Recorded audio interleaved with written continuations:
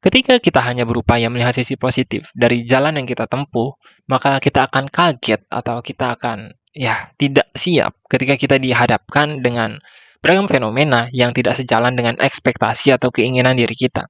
Dan hal tersebut justru dapat mengancam ketenangan yang kita miliki, hingga pada akhirnya kita lagi dan lagi tenggelam dalam rasa jenuh atau emosi apapun yang sebelumnya telah kita rasakan atau telah menjadi siklus dalam kehidupan kita sehari-hari.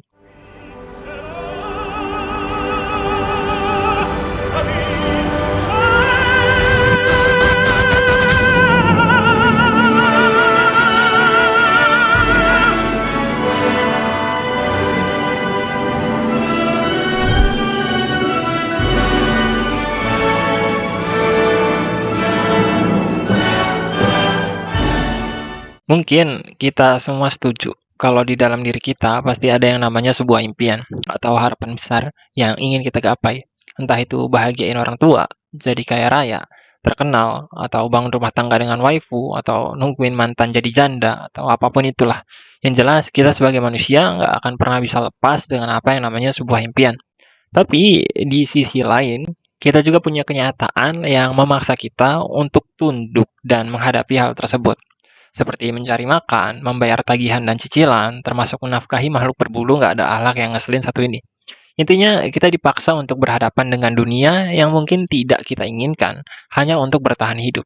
Situasi tersebut menyebabkan kita menjalani keseharian dengan penuh dilema, yang kemudian melahirkan pertanyaan, apakah hidup yang saya jalani ini adalah hidup yang benar, atau mungkin ada opsi lain dalam bentuk kemungkinan akan jenis kehidupan lebih baik yang dapat kita jalankan. Seperti kita keluar dari zona nyaman atau kita keluar dari posisi dan keadaan yang kita hadapi saat ini. Tapi otak brengsek yang nggak tahu diri dalam diri kita ini bakal membantah lagi dengan keberadaan kemungkinan negatif atau resiko dari keputusan kita untuk keluar dari zona tersebut. Hal itu pada akhirnya membuat kita terduduk diam dan berkata, Apa ini? Hidup bagaimana nih?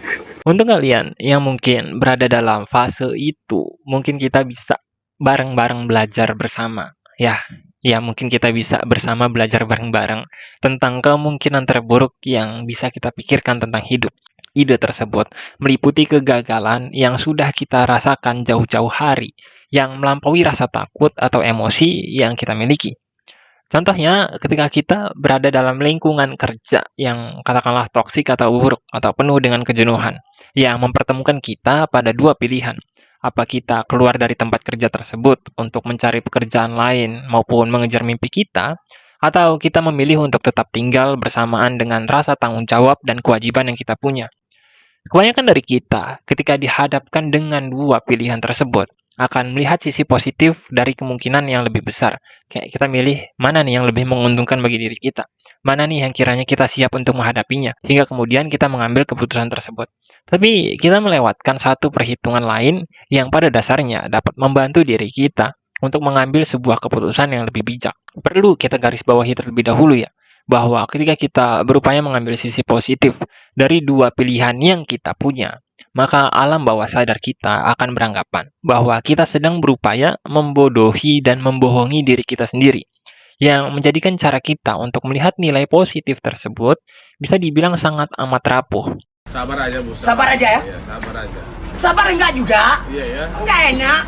Sedangkan saat kita coba untuk melakukan cara yang satunya lagi, yakni perhitungan yang satunya lagi, kemungkinan besar kita menjadi jauh lebih tenang dan menerima keputusan yang kita ambil. Cara tersebut adalah seni melihat sisi negatif dalam kehidupan. Ketika kita mengambil sisi negatif dari keputusan yang kita ambil dan kita sadar betul bahwa kita siap untuk menghadapi hal tersebut, maka kita akan jauh lebih mudah berdamai dengan apapun kenyataan yang kita hadapi. Hal tersebut dikarenakan kesadaran yang kita miliki sudah paham akan musuh yang kita hadapi itu seperti apa dan karakter.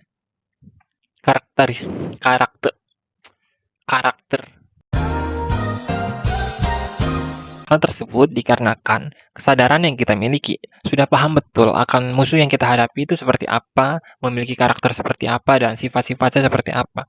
Dan kemungkinan bahwa kita akan terbiasa dengan hal tersebut akan menjadi jauh lebih besar dibandingkan ketika kita hanya berupaya melihat sisi positif dari keputusan yang kita ambil. Ketika kita hanya berupaya melihat sisi positif dari jalan yang kita tempuh, maka kita akan kaget atau kita akan tidak siap ketika kita dihadapkan dengan beragam fenomena yang tidak sejalan dengan ekspektasi atau keinginan diri kita. Dan hal tersebut justru dapat mengancam ketenangan yang kita miliki, hingga pada akhirnya kita lagi dan lagi tenggelam dalam rasa jenuh atau emosi apapun yang sebelumnya telah kita rasakan atau telah menjadi siklus dalam kehidupan kita sehari-hari. Ibaratnya gini, kalau kita mau coba ambil contoh gampang atau contoh sederhana ya.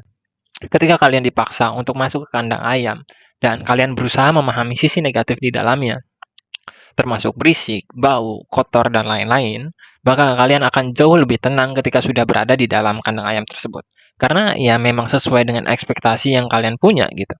Namun sebaliknya, ketika kita hanya berpikir tentang sisi positif, seperti apapun yang memotivasi diri kita untuk masuk ke kandang ayam tersebut, uang contohnya, maka ketika kita masuk ke dalam kandang ayam tersebut, kita dapat dipertemukan dengan beragam hal negatif yang sebelumnya gagal kita pikirkan atau tidak terbayang oleh diri kita, yang pada akhirnya merusak emosi dan merusak ketenangan dalam diri kita.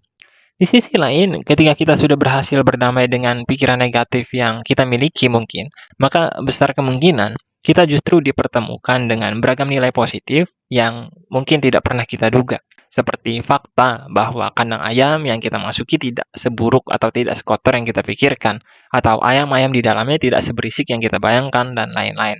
Sebenarnya itu cuma contoh sederhana ya, cuman analogi yang mungkin anak SD juga tahu. Tapi skenario yang lebih besar atau analogi yang lebih besar dapat kita kaitkan atau kita tarik dalam kehidupan nyata kita saat kita dihadapkan dengan dilema seperti yang di awal tadi kita bahas.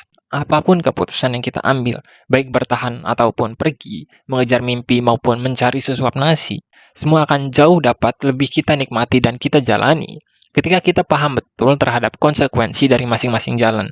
Jadi jangan mikir yang enak-enaknya aja karena realitas itu goblok. Sorry.